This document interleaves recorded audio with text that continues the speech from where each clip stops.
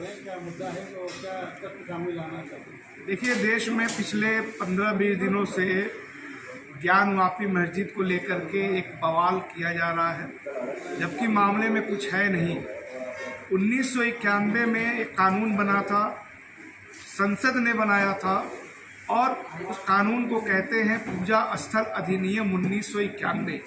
उसमें स्पष्ट तौर पे कहा गया है कि 15 अगस्त 1947 तक जिस भी धार्मिक स्थल की जो स्थिति है वो उसी तरह रहेगी, उसको बदला नहीं जा सकता, चैलेंज नहीं कर सकता। अगर उसको चैलेंज करने की कोई कोशिश करता है तो उसमें 1 से 3 साल तक की सजा का प्रावधान भी है। लेकिन हम देख रहे हैं कि निचली अदालतों का एक हिस्सा सांप्रदायिक पूर्वाग्रह से काम करते हुए सुप्रीम कोर्ट के फैसले के ही खिलाफ काम कर रहा है, जो अनुशासनात्मक कार्रवाई के लिए पर्याप्त होना चाहिए। पिछले दिनों हम लोगों ने ज्ञापन दे करके ये मांग भी की थी कि इस तरह के जजों के खिलाफ कार्रवाई की जाए, लेकिन मीडिया के एक हिस्से के सहयोग के साथ न्यायपालिका ने अपना गठबंधन बना करके देश में सांप्रदायिक माहौल बनाने की कोशिश की है।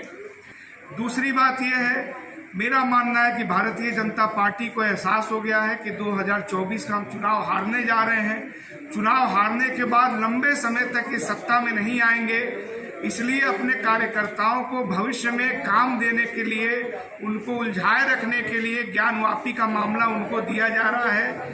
ये बेसिकली भारतीय जनता पार्टी को जो डर का खतरा है उसके वजह से, ये हताशा है उसके वजह से ये सब वो लोग कर रहे हैं। तीसरी बात मैं आपके चैनल के माध्यम से कहना चाहूँगा कि औरंगजेब के ज़माने में बाज बहादुर नाम के एक शासक ने, जो उनके अधीनस्थ थे, उन्होंने कैलाश मानसरोवर को हिंदुस्तान का हिस्सा बना लिया था तिब्बत पे हमला करके।